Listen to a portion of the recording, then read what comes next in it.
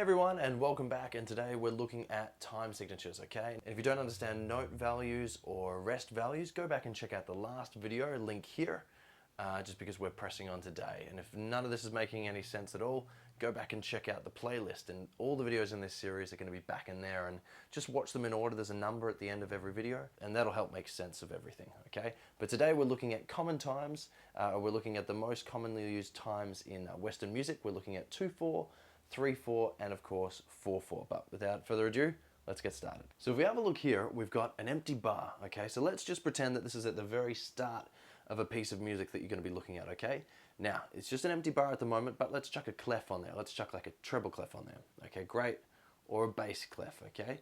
Let's just stick with the treble clef for now. So we've got this treble clef, and next to it, we don't have any time signatures, so we don't really know, how the feel or how many notes are going to be in per bar. We don't really know how the piece is going to work yet. So always right next to a treble clef in a piece of music, there's going to be a time signature. Now, all that a time signature is, as you saw in the intro, is it's just two numbers. There's going to be an upper number and a lower number, okay? Now, there could be more time changes or time signature changes throughout the piece. It could be every bar if you're some band like Rush or Dream Theater, something like that. But what we're looking at today is we're going to look at three different time signatures, all divisions of 4 time. So we've got 2/4, 3/4, or 4/4. So here we have 4/4 or common time. Remember, it could be seen as a C as well. Now, the top number, all that says is that there's going to be 4 notes allowed per bar in 4/4.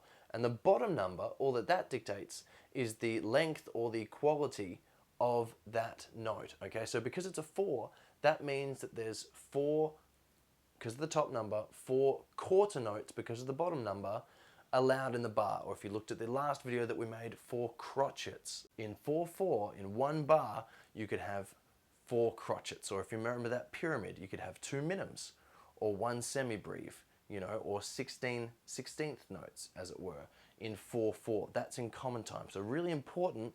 Everything else is just gravy once you get this one part. In the top number, you've got 4, indicating 4 different beats per bar. And the bottom number shows the quality or the length of those beats. So the bottom numbers are 4, so 4 meaning crotchet or 4 quarter notes. So in one bar of common time, you can have 4 crotchets, 2 minims, 1 semibreve, 16th notes, 16 of them, or any matter of between.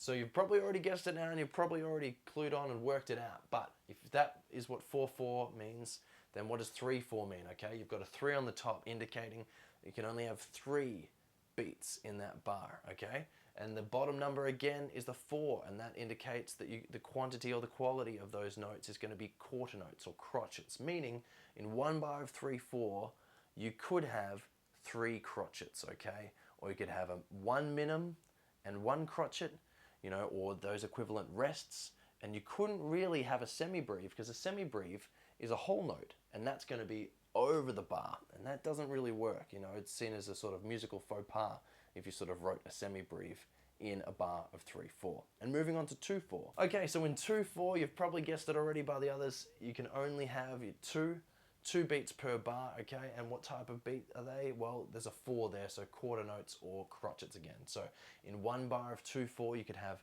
2 crotchets, you could have 4 quavers, you could have 8 semiquavers, okay? And that's how 2/4 is going to work, okay? And the bars, depending on the tempo, could go by pretty quickly.